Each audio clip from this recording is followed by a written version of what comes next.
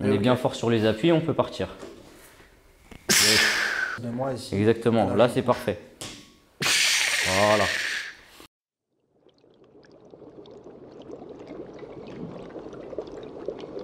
Bonjour à tous et welcome au MMA Secret Lab. Aujourd'hui, je vous ai ramené un invité, Alex. Yes. Alex, merci d'être là. Merci. Donc Alex, pour ceux qui ne connaissent pas, présente-toi. Ouais. Je m'appelle Alexandre, je suis coach sportif diplômé d'État et je suis aussi en école de kiné, donc sur la fin de mes études là. Ok, donc assez complet, école de kiné, diplômé d'État, wrestler. Ouais. Et en plus de ça, tu participes avec Rémi sur les préparations des combattants d'MMA. Exactement. Donc tu as un œil vachement aiguisé. Et aujourd'hui, justement, grâce à cet œil aiguisé, tu vas nous éclairer sur un truc très important, c'est le deadlift, le soulevé de terre. Donc le pourquoi du comment, une partie théorique, une partie pratique qu'on va voir ensemble. Donc on va voir ça tout de suite ensemble, tous les deux. Let's go, tu vas m'assassiner. T'inquiète, on va arracher des barres. Ok, on voit ça tout de suite.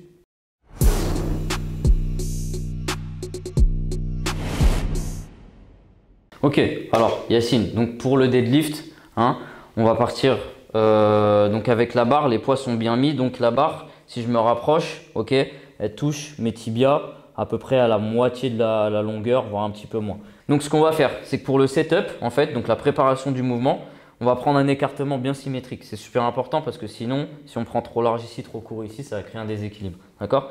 Donc je colle mes tibias à la barre, super important. Je prends un écartement symétrique au niveau des mains. Ce que j'aime bien faire, moi, tu vois, c'est mettre le pouce ici et de prendre la main là. On vient à l'extérieur des jambes, d'accord, sur la prise.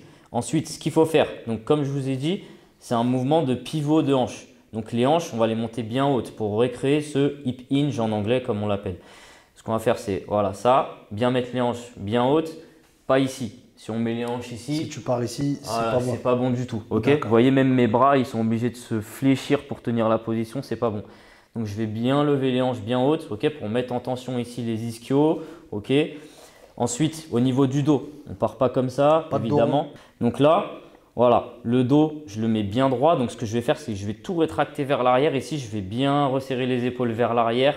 Je vais essayer de cambrer ici au niveau lombaire, ok, j'ai bien le dos droit. Et ce que je peux faire même, c'est créer ce qu'on appelle un torque. Donc c'est un couple de force au niveau des épaules, comme si je voulais tordre la barre ici, tu vois, pour bien activer encore plus les muscles du dos, tu vois. Et là, je suis bien fort, je suis bien solide. Donc ce que je vais faire, une fois que je suis dans cette position-là, et bien évidemment, j'aligne ma tête. Je ne la mets pas comme ça, ni comme ça. Je l'aligne bien avec mon corps, donc je regarde par terre. Et là, ce que je vais faire, c'est que je vais mettre une petite prétention, tu vois, sur la barre. D'accord. Okay, je vais juste la tirer sans la soulever. Et dès que je suis prêt, j'y vais. Hop. Je me mets bien droit comme ça. Et ensuite, je redescends de la même manière. D'accord? Donc, je garde les épaules bien serrées vers l'arrière. J'envoie les fesses bien vers l'arrière. Et je descends.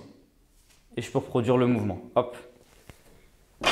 Surtout, il faut garder la barre bien collée au corps. C'est super important. Plus tu l'éloignes, plus tu vas créer un levier comme ça. Mouvement. Et tu travailleras sur autre chose et pas du tout du deadlift. Donc, le fait de l'avoir collé, c'est pour ça qu'il y a des mecs qui perdent des poils et qui saignent. Parce que la barre, quand elle est… On les reconnaît, les mecs qui font du vrai deadlift, c'est les mecs qui saignent des tibias tout le temps. On peut mettre des grandes chaussettes, etc. Mais c'est vrai qu'il faut l'avoir bien collé au niveau du tibia pour bien ressentir le mouvement. Le plus proche possible du centre de gravité pour éviter un trop gros levier et mettre trop de force de cisaillement au niveau lombaire et perdre ce gainage justement.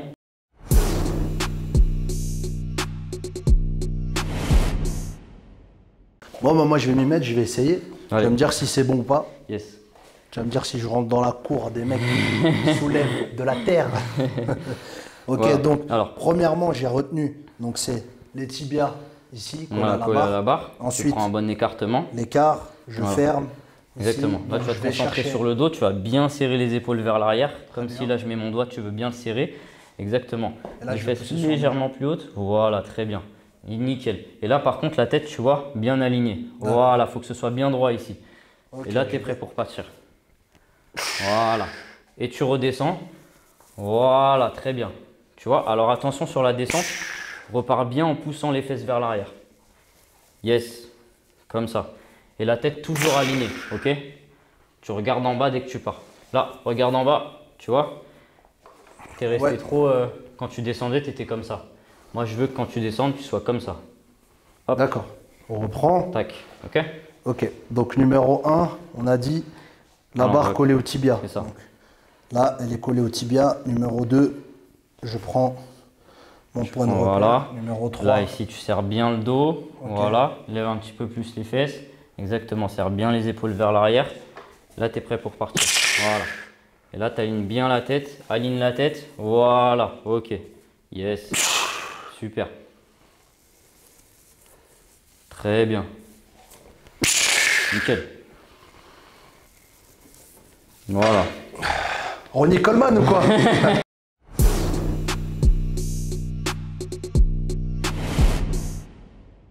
Ok, maintenant ce qu'on va voir, c'est le sumo deadlift. On en avait parlé aussi, Ouais. c'est une variante des soulevés de terre.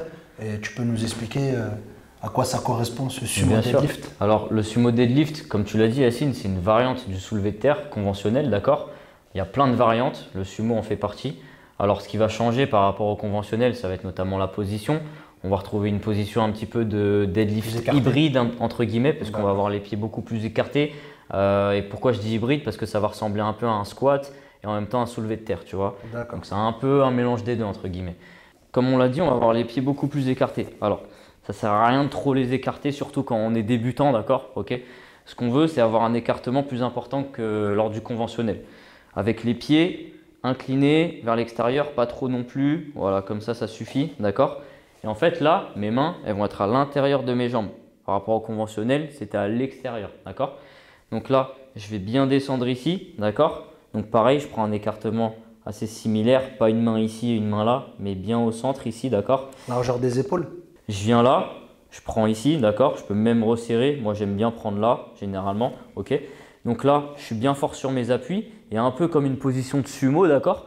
On va venir là et on va avoir le tronc beaucoup plus redressé que sur le conventionnel. Le conventionnel, on est bien ici. Là, sur le sumo, on va être beaucoup plus avec le tronc vertical. Voilà, exactement. Comme je t'ai dit, un espèce de squat hybride, tu vois, mi-deadlift, mi-squat. Très bien. Donc, on est là. Je suis bien solide sur mes appuis. Je serre les épaules vers l'arrière tout le temps. Ok, d'accord. J'ai la tête bien alignée avec mon tronc. Ok. Une fois que je suis bien solide là, hop, je viens soulever ici. D'accord. Je garde toujours bien les épaules vers l'arrière et je redescends. Tac. Et je reproduis le mouvement. Hop. On va voir ce que ça va donner. Allez. Est-ce que je suis un sumo ou pas? Alors, donc écart. Alors, une bonne ici, largeur, une largeur avec laquelle plus. tu es à l'aise, ok?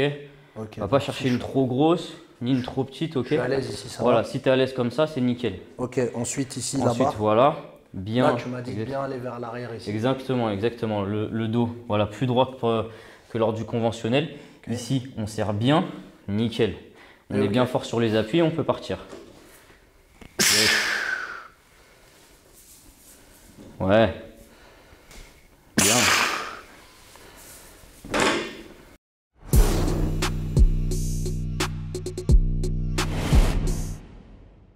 Ok Alex, maintenant on va voir la trap bar. Vas-y, explique-nous Alors, le mouvement. super, donc la trap bar, ça, voilà, une barre hexagonale. Ce qui est bien, c'est que je peux mettre au milieu de la barre, d'accord? Et en fait, la prise, elle va être différente du conventionnel. C'est-à-dire que là, moi, j'ai ma prise sur les côtés et pas vers l'avant. Sur la trap bar, quand on fait du soulevé de terre à la trap bar, on va solliciter un peu plus les quadriceps que sur le conventionnel, d'accord? Donc, Let's go, demonstration, demonstration, c'est parti. Donc là, je suis là, ok? Donc ce qui va changer, comme je l'ai dit, c'est vraiment la prise, en fait, d'accord? Donc là, je suis ici, je reproduis un peu le même mouvement, d'accord, que sur le conventionnel, c'est-à-dire que je viens lever les hanches, d'accord? Je vais avoir le tronc légèrement plus vertical, ok?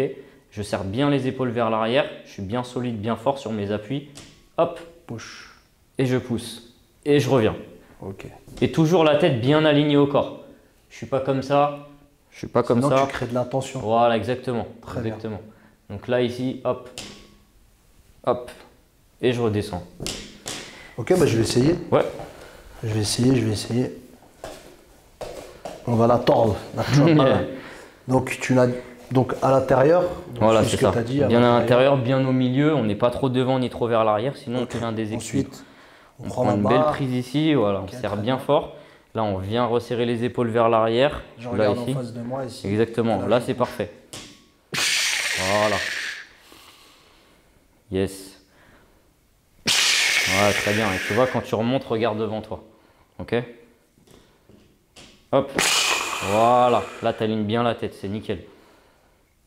Mais la trap bar, c'est un très bon outil éducatif pour ramener justement après sur du conventionnel. Quand quelqu'un doit commencer, tu préconises plus de travail. Ouais, bien sûr. S'il a du mal à reproduire ce mouvement de pivot de hanche sur le deadlift avec la barre qui est devant, on va plutôt passer sur la trap bar. C'est beaucoup plus facile.